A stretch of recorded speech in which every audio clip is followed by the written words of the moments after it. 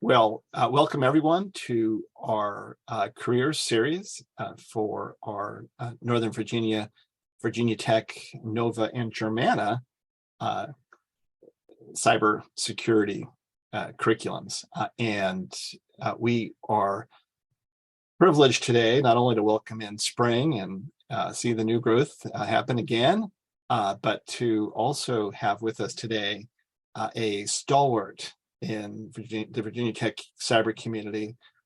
In the Navy, we would call this person a plank owner who helped build the ship. And Jessica Gulick is truly a plank owner in Virginia Tech Cyber. She graduated most recently as a cyber professional in the business college at Pamplin and established her own company, which has had a phenomenal growth and has become a real presence, not only in the region, not only nationally, but internationally, and really focusing on the most important part of cyber, the highest cost of cyber, which is the people part. Jessica approached that early on in a way that says, what makes it fun for people? It can be a dry topic, but how do we hone skills and have fun honing those skills?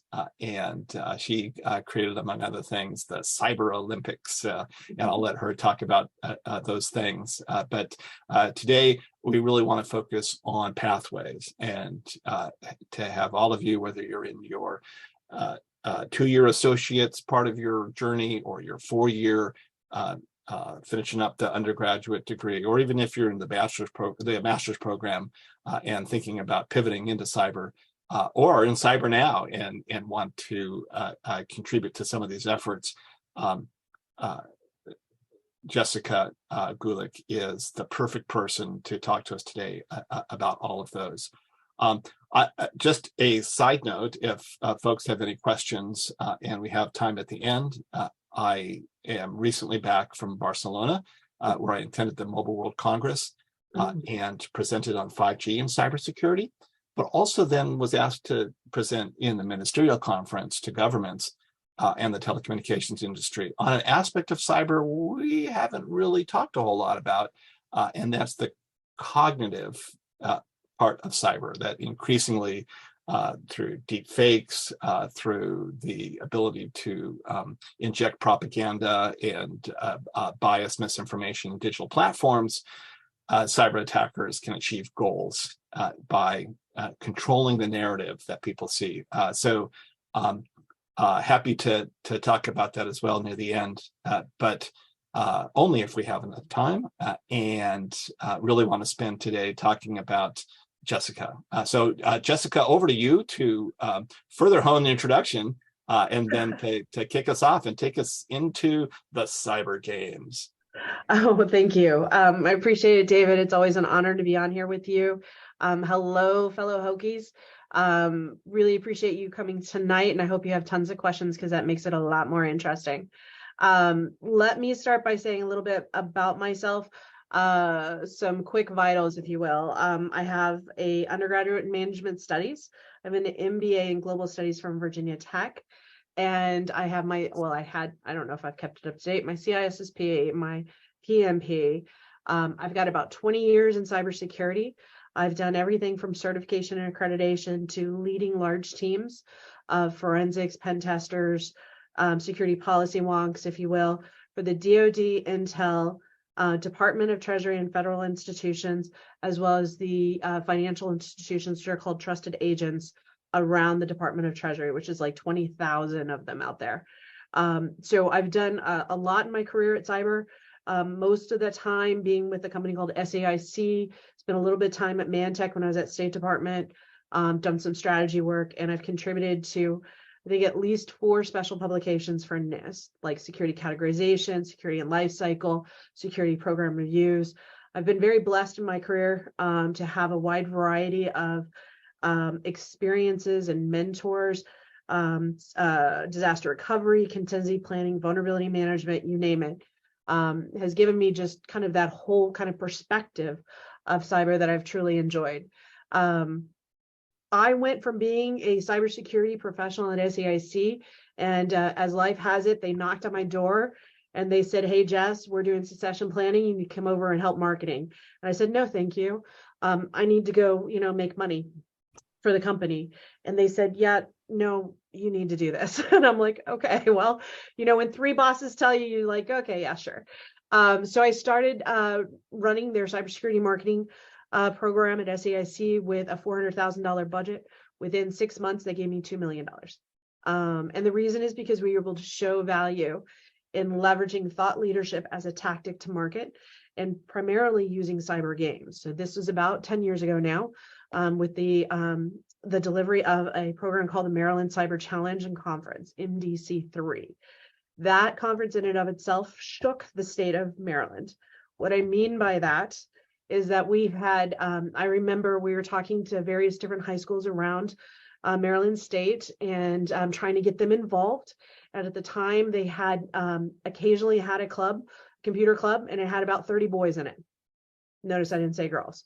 So about 30 boys.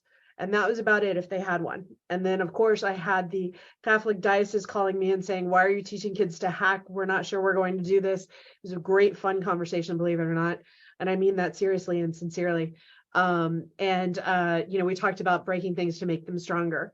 And we're able to, in 2 years, those same high schools had 2 clubs for computer science, and those clubs were booked.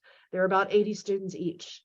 So the reason for that is because games showed kids what careers could be like. It wasn't a movie. It wasn't, you could be a coder. It was showing how they could work as teams in order to really protect something that's important to our nation. And it helped them see what a career might look like. And I think that's what really struck me and created a passion for cyber as a sport within me and what I saw. I mean, literally, I remember, David, I know this is not about me, but these kind of stories I think are important because they really show it. It was the second day of the first Maryland Cyber Challenge. I was exhausted. You're running an event, your feet are swollen, and I'm sitting up on a cocktail table. I even took and hid my name tag so nobody knew who I was, so I could just have 10 minutes. And this guy, he's about 45 years old, comes walking by. Mind if I sit here? No, that's okay. I'm just resting. You're good, kind of thing. And he's like, "This is amazing. I just wish all the kids got money," because there was $100,000 for scholarships given up by NSA for this event. And I said, "Really? Yeah, that would be great." He goes, "No, you don't understand." He said, 6 months ago, I was really worried about my son. I could not get him out of his DS player. And this is back in the day of DS, right? The little Game Boys that they were holding. That's all he would do. He wouldn't do his homework. He wouldn't even think about college, and he's a senior. Wouldn't even think about college. I just thought I was a complete failure as a father. And it went downhill from there because then he disappeared and he wasn't at home. And then 2 weeks ago, and the guy starts crying on me. So 2 weeks ago, my kid said, "I made it to the finals. Dad, will you take me to Baltimore Convention Center? This is what I've been doing. I've been, practicing with these boys on this team, and we made it." And he said, "And now I think I want to go to, whatever university and do a computer science." And his dad was just like, "You don't understand." That like completely shook our family. And I'm like, these are the stories where I think we as a nation need more about. And that's why I've got a passion. So I started my own company in about 7 years ago, started in marketing, and the pandemic hit. We all took a hit, if you guys recall. There's something called a PPP, if you've heard of that, where we got some money from the federal government just to survive. We applied that money and pivoted into Play Cyber. Today, we have the U.S. Cyber Team, competes internationally. We have season 3 coming up. We're working on a 5-year grant with NIST. Season 3 is going to be tryouts. It's free if you're under 25. Well, it's free for anybody to play in the open. If you want to try out for the combine, you have to be under 25. And the combine is during the virtual and during the summer. And then we have our draft in October. And then these students, which we have 30 this year, they get to compete internationally. That means they're going up against 64 other nations that are organized in 8 teams. And latest team we have is from the Middle East, which is a combination of UAE and Israel that are going to be competing against. I think the Asia team has 8 different countries in it. And then, we've got Europe, obviously. and Canada, Australia, Latin America, and Africa. And I'm sure I'm forgetting another team. Australia, did I already say them? So we have lots of teams, and they're all 18 to 25. They compete on capture the flag and attack versus defense, attack and defense, which is exciting because they teach them skills, right? They teach them problem solving, situational awareness, teamwork, in addition to forensics, web security, cryptography, reverse engineering, binary exploitation, and just vulnerability identification and exploitation as well. And so these are important skills, but more than that, they're teaching them to look at IT infrastructure and our networks differently. And so when they go into their jobs, they are already looking for where are the variations, where are the deviations, where do I need to apply more research, when do I act, how do I act? And so these are critical skills that are not just limited to 18 to 25-year-olds, if I'm being honest. It really can go much farther in your career. And it provides them a safe place to hack as well. So it's exciting, but here it gets even better. Not to even sell this, but I'm very passionate, as you can tell. I've come up with this model, David. Tell me what you think of it. I see games as providing training for players, awareness for those around them, the white cell, their coaches, etc., better awareness of what's going on. But then we move into entertainment, and that really brings cybersecurity into the kitchen table. It brings it to the den, and it allows us to watch what's going on. So we had a live broadcast, live streaming of a red versus blue on Hack the Box. 24 countries competed in teams of 4. This was January 8th. We had 6,700 plus live unique views. That shows we have a fandom worldwide. Second biggest country to be watching was India. And they had watch parties, so I didn't even have all the numbers. But that's where this is going, because shoulder surfing and learning how to hack or learning how to defend, you can now do it on Twitch and on YouTube. And we have shoutcasters that talk about what are the tools they're using, why are they using that, what does this look like? And Jessica, that's brilliant. My son-in-law, who's a CV in the Navy, married to my daughter, who's a CV in the Navy, but he's a League of Legends legend, right? He has people that pay to watch, to shoulder surf, right, while he's playing the game. To shift that over to, you're not just getting the latest cheat or the cool move in League of Legends, but you're translating it into how did they get around that real world defense for a different system. It is they have cheat cards awesome. too, David. They have cheat cards for cybersecurity. They have cheat cards. I think it's hilarious. Outstanding cheat cards. I love it. See, that's why you're the cyber boss, and Jessica truly is a boss. Jessica, this is fantastic. It strikes me also that in addition to really honing skills, you're providing a missing element in many cyber professionals' resumes, which is you can attain a certification, but companies, they have that as a threshold to entry to be eligible to a job, but they're always leery of, but do they know anything? Are they good? And this allows participants in your game series to be able to build real bona fides around execution. I was good. I was on the Silver Cup team or the Gold Cup team. They do. And I think that's important to note for many of those that are further in their career, that the up and coming, they have that on their resume. And I've reviewed a ton of them. Right. And they're amazing. They either say that they played in the National Cyber League or CCDC, which is the college versus college, or they say, try hack me, or hack the box. And they tell you what in the resume, what skills they've practiced on and what their rankings are. Right. And that is great at being able to differentiate you in the market, and helps to tell the security manager who's watching it, oh, the fact that they're teaching themselves forensics, that's pretty cool. And I remember when we didn't have this and I was hiring, right? What did I have to do? I have to say, so what do you do in your free time? And what we're looking for is, how have you professionalized yourself? How have you invested in yourself in cybersecurity? And the best answers we could get was, a blog here, a paper there, or, some research, et cetera.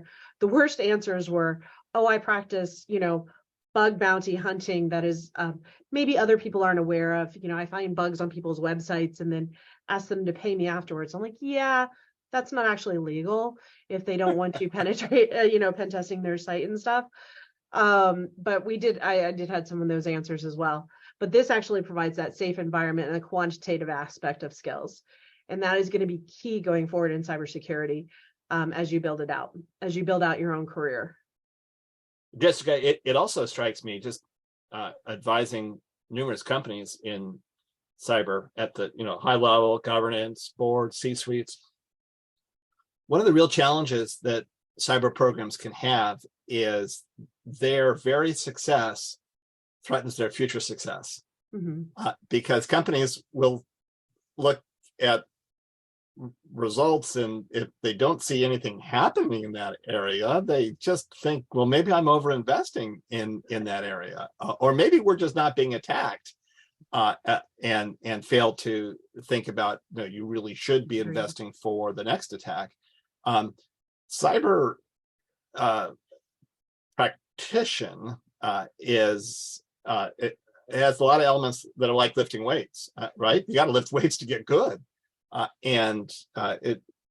would imagine that your ability to track getting good may ultimately have enterprise value as companies say, I want my cyber professionals to be best athletes. Do you see the potential or interest from companies beyond just sponsoring the games to measuring the skill sets, the KSAs of their employees?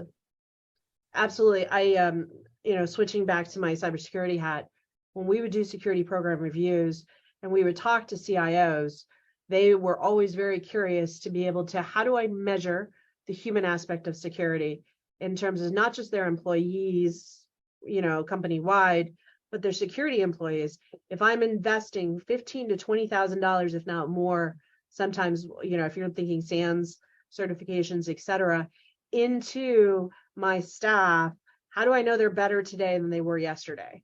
And I think that's where exercises or games really become very important. The other piece of this is we have, and one of the things that I love about games, team games in particular, is that over the last, I would say 10, 15 years, we've done a great job as a nation, if not the world, in putting forth skills, right, in cybersecurity through education, certifications, et cetera. But we haven't taught teamwork. And when you want to take a team from just delivering mundane security to the enterprise to a high-performing team, they need to know how to act as a high-performing team, but you got to recruit a high-performing team as well. Meaning when you're doing a SOC, you don't say, hey, I want 6 generalists in cyber. You need to figure out what are the skill sets that you need and find those key areas. Then you have to train them on how do they communicate effectively and how do they work together to triage the incidents and alerts that are coming in, and then how do they figure out where do they spend their time, et cetera. And getting to that level takes practice. And before games, all we had was tabletop exercises and some annual exercises, and that was about it. So I love that you brought up the various skill sets on a team. Oh, yes. Having spent some time with the mission teams up at Fort Meade, they're not all homogenous or vanilla, right? You've got experts and you cultivate experts that are good at getting in, that are good at mapping the identity structure for a target organization. And then you've got individuals that are good at following up on that once in, how do I get in, spread laterally? And then others that are really focused on the payload. Hey, I'm not so interested to get in. You get me in. But once you have that access, I'm all about the weapon. I'm all about the payload and the kind of harm we're going to do. And then you've got people that focus on command and control. And then you have people that aren't good at any of those in a deep way, but are really good leaders and pulling together the team and establishing objectives and creating goals. And I think it's so important for this team. We've heard in this series from a range of leaders, including our last speaker from US Cybercom, the J2 there, who have described this. Look, there's multiple skill sets, multiple work roles that are important to cyber. Can you speak a little bit to that? Oh, absolutely. To me, it's like, I don't know if anybody here, come on, you guys got to give me some kind of reaction. If you watch the TV show Leverage, if you like any heist movies, think of your favorite heist movie, right? There's always that part in the movie where they've got the map out and they're like, okay, we got to get here, we got to get there, somebody needs to do the, XYZ. That is exactly what cybersecurity is about. And that's why teamwork's so important. And it really does take it all, but even more so, I think it's important from the flip side, when you're going for a job and the employee side, realize there is more that you can offer than just those skills, right? So your differentiation, whether it's because you speak multiple languages, you come from another country, you come from finance world and not from cybersecurity natively, you've had military experience, you've been working with kids and a teacher, whatever your background is, you're bringing differentiation, and that differentiation has value in cybersecurity because you're either giving us a new perspective on behaviors, as you were talking about, and motives, or you're bringing a skill set, or maybe you're just really good under pressure. Maybe you were an EMT, something to that degree. You're bringing that differentiation to that team. And that's really going to, believe it or not, provide a lot of value when there's a crisis. But I think it's also important that we teach the managers of these security operations centers and these teams that variety is the spice of life. And if you want to have good protection, you need to have a good array of skill sets on your team. Otherwise, you have a blind site. And if I'm the hacker and I'm trying to win, and I know because I've scouted you out, I know who your team is because you listed on your website, and I can tell, for example, that you have all network guys because they've been there for 20 years. You have no application security guys. I'm going to go for your applications, right? Vulnerability is sometimes a systemic in how we develop our teams. It's not just about the policies we apply to the technology. And so we have to think about that as managers when we're scouting, and also as employees when you're making your own case to get that job. Why is it you can provide value? And I think that's where we're going to have a lot more team leaders be coaches, if you will, when things get hot, particularly when we get into that 5G world where things are moving at the speed of light, if not faster, right? So yeah, absolutely. Differentiation of skills and having a wide variety of folks that can help. And knowing who else you don't have access to directly, but who else in the organization you can pull on in a crisis. Yeah, when you flip it around from the attack and the skills, different skills needed to be really good as a team and attacking to where the money is in cyber, which is defending the largest part of the money. There's money in attack, but the big money underneath the surface for the iceberg is defense. But it's defense in depth. Right? And those companies that think they're always going to get the attempted breach on the inbound, I got news for you, you're not. And your detection will come from part of that defense in depth with multiple skill sets that may spot the pass the hash between, as you said, the application attack, right? A session that pops up, it looks anomalous. And you got it because you cultivated that defense in depth. This is increasingly important. Companies, as they look at your resume, call you for an interview, there's a part of that interview which is looking to hire who you are, but there's a bigger part that is seeking to hire who you could be in a year. And help them fill that story in. And I love, Jessica, how you pulled in, those of you with finance background. Todd Rowley's on this call. He comes from a bank. You think the banks are stressed right now? They absolutely are. You never stressed. Underestimate Todd Rowley. Exactly. That man can teach himself anything. And stress testing of banks is very much like stress testing for cyber. And that's what you're doing in your games, really. So be thinking when you go in for those interviews, when you write your resumes, at helping to tell that story. Fill in the vacuum for a prospective employer on what you could be in a year or what you could be in 2 years. Absolutely. Let's and tell them how get you're some going to do it. questions from the group or comment. Would love to see what's on your mind. I see Tess out there, and Tess is an officer in Virginia Tech's Women in Cyber. So not to out you too much, Tess, but we're very interested in the audience. What's on your minds? Well, while you're getting that, for Tessa's sake, and any women in the audience, or, gentlemen who have 14-year-olds or above, that are girls that you want them to be exposed to cybersecurity, tomorrow is Wicked 6. And Wicked 6 tell us about Wicked 6. What? It is a women's program, and it's very, very unique. And that is a 24-hour hack and chat. So tomorrow around 3:00, I think we start, and we start in the United States, and we go counterclockwise around the globe for 24 hours. It's all women talking cybersecurity, and some of the sessions are in their native tongue. So last year we had French, we had Arabic, we had Spanish. I think we're going to have a lot of that this year as well.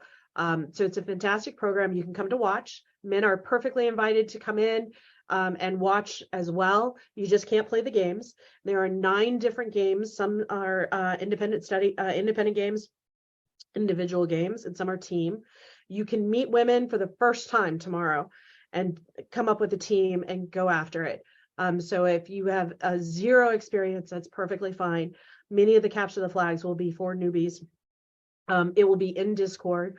If you don't have any experience in Discord and it kind of gives you the nerves, that's okay. We have a video to follow. Get in there, go experiment. It's a safe place. Everybody's going to laugh together, not at you, because many of them are going to find Discord for the first time. Last year we had 1,000 women. It was the most unique experience I've ever been in my life. It was so uplifting and exciting and just rewarding for so many women, made so many good friends. And we hope to have many more this year, and we'll continue to grow the program. The woman issue in cybersecurity is not only to the United States.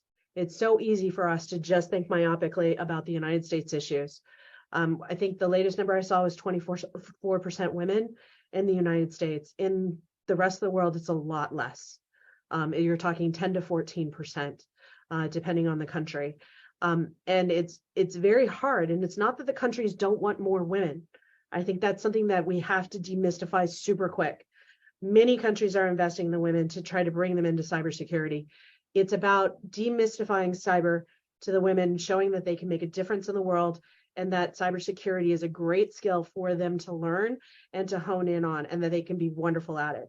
And the women that try it are amazing at forensics, at defense. I was just in JISEC in Dubai 2 weeks ago, and they had their own capture the flag going on, and they had a capture the flag for attack and a capture the flag for defense. Top 3 winners in attack were all guys. Top 3 winners in defense were all girls. They were all women. It was fantastic. So it is a global issue. We need more women in cyber. We need to welcome them in and then provide opportunities for them where they can hack and chat and get to know each other, because it's so often women feel isolated and they feel like they're the only woman in the room. Nobody understands me. I can't be heard, etc. And a lot of that's in here. And if we can bring women together, we just do better in groups. Well, this group has talked, and I'm really proud of the Virginia Tech Women in Cyber chapter, because they made it very clear that it's women in cyber and people who want to see women in cyber succeed. That's great. And so they're regularly co-ed on things to help uplift each other. Yes. I was just in Barcelona, as I mentioned at the start of this. Part of that was with the government of Ukraine, and the largest of the wireless providers there, Kyivstar, and they're under cyber attack every single day. And it's amazing how many women are a part of their cyber defense operations, and how important it is to the nation that they succeed in remaining connected to their citizens and to their armed forces, and how they not be taken over by false narratives and false information that can be useful for the adversary. So it just is one more example of you speak a different language. Absolutely, that's a differentiator, a positive differentiator here. Hey, Jessica, about half of our audience tonight is either at Nova Community College, NVCC, or at Germana, and they've got a decision to make in the spring as to what are they going to do next, and we would love for them to make that decision to join BIT Cyber and complete their third and fourth year as Hokies. But as Hokies in the business college, right, that adds additional business skill sets to their future. Can you talk a little bit about how important in your journey the business courses that you've taken have been, not just in becoming a boss, but even when you were at CACI and some of your other positions, being able to really be responsible for a budget and be able to exceed the expectations of your bosses because you were able to not only achieve positive cyber effects, but to then lead marketing for the company and align cyber with P&L. Can you talk about that as our 2-year students are making that decision on whether to matriculate and where to matriculate for their 4-year degree? No, absolutely, and I'm happy to. Let me start by going a different direction on that. So I always like to be a little unique, and all of that is absolutely true, David. But I think the most valuable part was that my career in general was more rewarding because I could understand better what was happening in the business. Does that make sense? Yeah, so it's part of risk, right? The risk equation it isn't just the likelihood that somebody will get in, it's the impact, right? And the impact is tied to. Oh, but I'm just saying going to work every day, right? How many times do you go into the office and you're like, I've been telling you the same thing, boss. How come you don't understand? Oh, yeah. Or why are they cutting this and putting money there? Or why is this happening? And when you have a business savviness that you get from education, when you start understanding what is driving certain things, you have a confidence in yourself because you start, oh, I get it. I know why he's doing this. Oh, look at this. This is an indicator that this is going to be about to happen. So it's not a surprise and coming out of right field. It's just having a business understanding, I think, is core. And really, personally, I think should be part of everybody's education. At least the fundamentals that you're talking about, budgeting and resourcing and understanding reporting and how decisions are made and how decision models need to be applied and when do you know you have enough information? How quickly do you make a decision? Right? All these are critically important, but they also help you appreciate how to move your career path through a company because you understand what they value and what they're looking at you for. And there's something that also happens magical because I was in my MBA class at Virginia Tech right there in Falls Church. It was halfway through the program, just about the point where you're getting stressed out and tired and you're wondering why you started this. And I remember I got yelled at because I was late for going back for class. It was one of those little breaks. And I'm like on the call with my business unit manager, which at the time was 4 levels up, right? And he's like, that was a great conversation, Jessica. So-and-so is going to call you because I called your boss's boss's boss's boss. And I'm like, and then of course, then my boss is like, calls me. It's like, okay, so you've been promoted. So overnight, I went from 3 people to 34 people. And that was crazy. But the reason is because they saw I was getting my education and I was investing in business. Because all of a sudden I was part of this, oh, she gets it. She understands, she values this, she's putting her money towards this, et cetera. And I'm sure it had to do with performance and all that great stuff. But you just start seeing how things work a lot better. This is part of hire you for what you are, but they retain you for what you could be. Yes. And that ability to shift from you're getting your fingers dirty in cyber to we're putting you in charge of something that's hard. Yes. Marketing of cyber to align with the P&L objectives of the company. And you're a cyber professional, but you're a cyber professional that now understands that marketing is important, very important, if in fact you're going to bring in the resources to really get even better in cyber. But yes, marketing is important to everybody. I would also say the finance, understanding the numbers.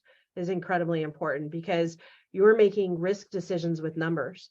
And it's not as easy as saying, we can get into risk quantification, but it's not as easy as saying, well, just take care of all the red, right? You can't just take care of all the highs. Sometimes you don't have enough money. Sometimes it's not a good use of money, right? Sometimes it's the lows or the mediums that are really going to kill you, and let somebody in. So being able to understand how do you manage risk, and you understand the implications financially of that risk and what your financial requirements are and the reporting associated with it becomes incredibly important when you're doing decision making. And when you don't have a lot of information and you don't know what questions to ask, you get yourself into hot trouble, or you don't know how to articulate what's important so those managers above you can make good decisions. You're getting everybody in trouble. And I think as more you listen, what more you learn about business and what would they teach you, one of the things I learned is that you're not alone. When you're an independent provider, when you're a research analyst or security operator, you're working as one person and maybe you have some teamwork and that's great. When you're a business manager, you are representing that entire team. And so your failure is their failure is your failure. And so you get that understanding in business, and it really changes your perspective on everything you do, from risk to decision making, to staffing and budgeting, and the importance of the different processes. But more, the positivity coming out of a business education of being able to have the confidence is critical. I will say, I can't help but go there. I did start my own business and I'll never go back. I absolutely love it. I could not have done it without an MBA. Now, the MBA got me into a lot of trouble too, because I was a little too overconfident that first year and made some poor decisions, like every MBAer does. But I will tell you, it was very integral to me being successful in the last 7 years of building out the business, because I know what tools to use. I can go to folks like David and ask for mentoring advice.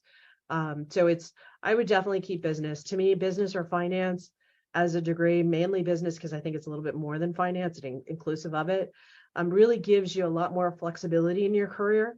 So you can do really anything. If you want to go alone, if you want to go as a freelancer, or if you want to just be a high paid contributor manager at any organization. Jessica, can you talk about the value in the Northern Virginia area, actually the entire DMV, of being a cyber Hokie? A good friend of mine, colleague, and he actually calls me a mentor. I'm humbled by that. Ken Bible is the CISO for the Department of Homeland Security, and they don't come more maroon and orange than Ken Bible.